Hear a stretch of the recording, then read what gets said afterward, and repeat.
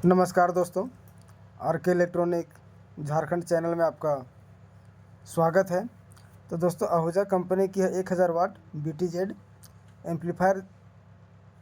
आज इस एम्पलीफायर में दोस्तों ड्राइवर बोर्ड से जुड़ी हुई कुछ बेसिक चीज़ें आपको आज बताएंगे हम। तो इस एम्पलीफायर का वीडियो मैंने ऑलरेडी पहले एक बार बना करके डाला हुआ था, जिसमें आप देख सकते थे ये ट्रांजिस्टर 5200 हमने चेंज किया हुआ था। एक यहाँ पे चेंज किए थे और एक यहाँ पे चेंज किए थे, ठीक है। इसमें से कुछ काम मैंने पहले किया हुआ था और एम्पलीफायर मैंने चालू भी किया था, ठीक है। तो इसमें से एक प्रॉब्लम जो बची हुई थी, वो प्रॉब्लम क्या है मैं बताऊंगा अभी। तो पहले आप यहाँ से देख सकते हैं जो मैंने फर्स्ट वीडियो में मैंने जो चेंज किया था, तभी एम्पलीफायर बिल्कुल ऑन है। और उस समय भी मैंने ऑन बताया था इस एम्पलीफायर को, क्योंकि एम्पलीफायर में आवाज़ आ रही थी, लेकिन इसकी जो बाइसिंग वोल्टेज है ये दोस्तों कम, और एक चैनल पे कम और एक चैनल पे ज़्यादा अधिक आ रही थी, ठीक है। तो यहीं से ये प्रॉब्लम हमारी बन रही थी इस ड्राइवर बोर्ड से। तो आज मैं आपको बताने वाला हूँ पूरी ड्राइवर बोर्ड के बारे में। तो यहाँ पे 0.6 वोल्ट एक में वोल्टेज आ रही थी और एक में 0.5 के आसपास आ रही थी, ठीक है। तो जब हमारी ऑडियो बढ़ाते थे तो यहाँ पे 0.6 के जगह पे 1 वोल्ट के करीब करीब वोल्टेज मिलने लगती थी। तो होता क्या था कि दोस्तों, अगर आप इस कंडीशन में आप अपने एम्पलीफायर को चलाएंगे लॉन्ग टाइम के लिए, तो आपकी ट्रांजिस्टर बार बार हीट होकर के ख़राब हो जाएगी और लोड भी नहीं लेगी अच्छी तरीके से, और बार बार एम्पलीफायर आपका ओवरलोड हो जाएगी, ठीक है। तो वीडियो को जो है सो आप लोग शुरू से लेकर के अंत तक ज़रूर देखिएगा, और अगर अच्छा लगे तो लाइक के साथ साथ चैनल में अगर आप पहली बार होंगे तो सब्सक्राइब कर लीजिए और साथ में बेल आइकन का बटन दबा दीजिए दोस्तों, ताकि हमारी और भी आने वाली वीडियो की नोटिफिकेशन आपको मिलती रहेगी। तो यहाँ पे ये जो PF आप देख रहे हैं, ये PF भी मैंने खोला हुआ है, ठीक है। तो आपको करना क्या है, इस प्रॉब्लम को आपको सॉल्व कैसे करना है, वो दोस्तों इस वीडियो में पूरा कंप्लीट वॉच कीजिएगा, आपको स्किप नहीं करना है, ठीक है। तो मैं आपको कुछ पॉइंट आपको बताऊंगा, कुछ टिप्स दे दूंगा, ताकि आप खुद से रिपेयर बहुत ही आसानी से कर सकते हैं। तो जब ऐसी प्रॉब्लम आएगी तो कभी भी आपको दिक्कत नहीं होगी, ठीक है। तो यहाँ पे हम जो जैक यहाँ पे खुला हुआ है, जैक हम लगा लेते हैं, और बाइसिंग वोल्टेज जो है मैं आपको एक बार चेक करके फिर से दिखा देता हूँ। तो एक भाई का कमेंट भी था कि कम ज़्यादा जो हमारी बेसिंग वोल्टेज जो आती है, एक इक्वल वोल्टेज हमें मिलनी चाहिए दोनों चैनल पे, लेकिन नहीं मिलती है। तो उस कंडीशन में हमें क्या क्या करना पड़ता है, तो इसी के लिए मैंने इस वीडियो को मैं बनाया हुआ हूँ, ठीक है। और दोस्तों, आपको ड्राइवर बोर्ड से एकदम बिल्कुल फुल वीडियो में एक बनाऊँगा, जो कि शुरू से ले करके, और इसमें जितने भी जानकारियाँ हैं, जितने भी प्रॉब्लम्स हैं, उस सभी के बारे में मैं आपको बिल्कुल लाइव एक बार दिखाऊँगा, ठीक है। एक भाई का कमेंट है और उन्हीं के अनुसार मैं एक वीडियो बनाने वाला हूँ, ठीक है। तो यहाँ से अपने एम्पलीफायर को मैंने लाइन इनपुट मैं कर दिया हूँ, और करने के बाद सबसे पहला मैं वोल्टेज आपको टेस्ट करके दिखा देता हूँ। तो सबसे पहला आपको डिजिटल मल्टीमीटर ले लेना है। इसमें से दोस्तों आपको मैनुअल मीटर नहीं लेना है, ठीक है। जब भी लीजिए डिजिटल मल्टीमीटर लीजिए। तो यहाँ से ये डिजिटल, फुल डिजिटल तो आप इसे नहीं बोलेंगे, मैनुअल डिजिटल मीटर है ये, ठीक है। तो यहाँ से इसकी जो वोल्टेज सप्लाई है 30-31 वोल्ट के करीब, जो कि दोस्तों अभी हमने एम्पलीफायर को सीरीज में लगा के रखा है, इसलिए यहाँ पे 30-31 वोल्टेज बता रही है, ठीक है। तो यहाँ पे भी अगर आप देखेंगे तो 31-32 वोल्ट के आसपास बता रही है, जो कि दोनों चैनल में है। तो यहाँ तक तो ये ठीक है, लेकिन अगर आप बेसिंग वोल्टेज के लिए आप देखेंगे, बेस वोल्टेज के लिए, तो एक चैनल पे 0.34 के आसपास है, और इसमें भी अगर आप देखेंगे तो यहाँ पे भी 0.3 के आसपास है, ठीक है। तो यहाँ तक तो ठीक है, मेरा एक पार्ट बिल्कुल ओके है। जोन ए है जो दोस्तों, ये हमारी ओके है। तो जो प्रॉब्लम हमारी है जोन बी में है, ठीक है। तो यहाँ पे अगर बेस वोल्टेज देखेंगे तो यहाँ पे हमें बेस वोल्टेज नहीं मिल रही है, देख सकते हैं यहाँ पे, ठीक है। हालांकि पिछले बार इसकी जो पहले वीडियो में बनाया हुआ था, उसमें वोल्टेज हमारी आ रही थी, लेकिन अभी नहीं आ रही है। तो देखेंगे अभी इसमें से कुछ और भी प्रॉब्लम हो सकती है। तो अगर आप यहाँ पे एम्पलीफायर को अगर हम चालू भी करेंगे तो हो सकता है आवाज़ हमारी कम या ज़्यादा कुछ भी आ सकती है, ठीक है। खरखराहट के साथ ऑडियो आ भी सकती है। ऐसा नहीं कि बेस वोल्टेज अगर नहीं बन रही तो आवाज़ नहीं आएगी, हो सकता है आ भी सकती है और नहीं भी आ सकती है। इस तरीके का प्रॉब्लम बहुत देखने को मिलता है मुझे, ठीक है। तो यहाँ पे आप देखेंगे जो 30-55 का जो ट्रांजिस्टर है, यहाँ पे अगर हम चेक कर रहे हैं 1 नंबर पिन में, तो यहाँ पे 0.1 के आसपास वोल्टेज मिल रही है एक में, और एक में यहाँ पे नहीं आ रही है, देख सकते हैं यहाँ पे, ठीक। तो चलिए इसमें हम करेंगे क्या कि सबसे पहला दोस्तों, कोई भी पार्ट्स हो, अगर आपको वहाँ पे डाउट लगे तो उसे बेफिक्र होकर के आपको चेंज कर देना है। अगर डाउट लगे जहाँ पे, उसे आपको नहीं रखना है, तो हम यहाँ पे 3055 का जो दोनों ट्रांजिस्टर इसे हम फिलहाल अभी चेंज कर देंगे, ठीक है। तो यहाँ से अगर हम इधर से अगर हम वोल्टेज अगर हम चेक कर रहे हैं तो एक पिन में देख सकते हैं यहाँ पे 0.56 के आसपास में वोल्टेज मिल रही है, लेकिन फिर भी हम यहाँ पे चेक करने के बाद में इस 5200 के ट्रांजिस्टर में हमें वोल्टेज नहीं मिल रही है, ठीक है। तो चलिए हम फटाफट 3055 का जो ट्रांजिस्टर है इसे हम चेंज करेंगे, और इसे चेंज करने के बाद इसका जो मेन प्रॉब्लम होता है कुछ रेजिस्टेंस के कारण हो जाती है, ठीक है। तो कौन सी रेजिस्टेंस आपको चेंज करना है, कौन सी रखनी है और कैसे आपको चेंज करना है, उस सारी चीज़ें मैं बताऊंगा।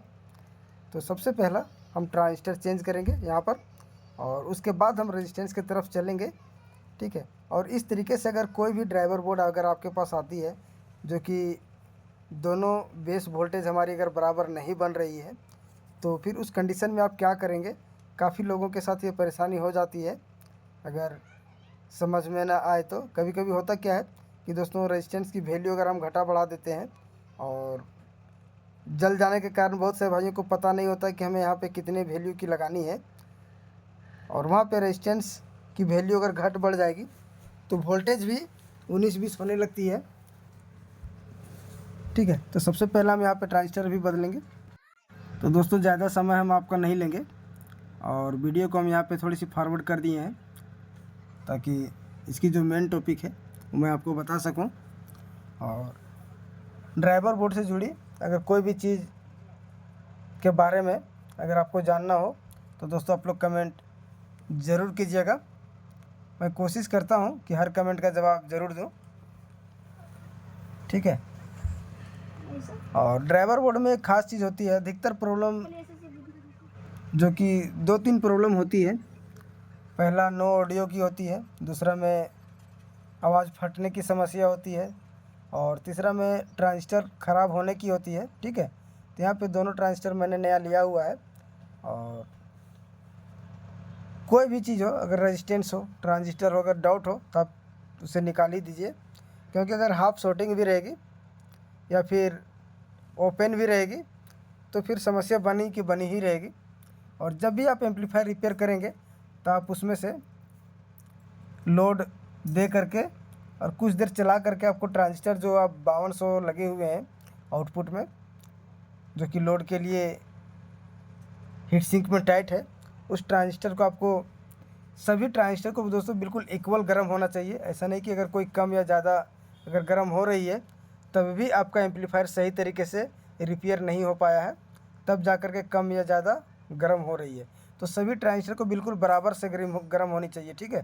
तो यहाँ पे सभी ट्रांजिस्टर जो मैंने अभी चेंज किया हूँ दोनों को, उसे रिसोल्ड करके बिल्कुल कंप्लीट मैं कर लिया हूँ।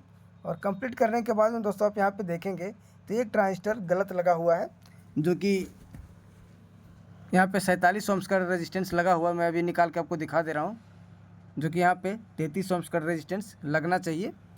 तो यहाँ पे दोस्तों दो चैनल पे टोटल यहाँ पे 6 रेजिस्टेंस लगे होते हैं, ठीक है, जो कि दो पेयर के होते हैं। 2 33 ओम्स होते हैं और 2 47 ओम्स की होती है और 2 56 ओम्स की होती है।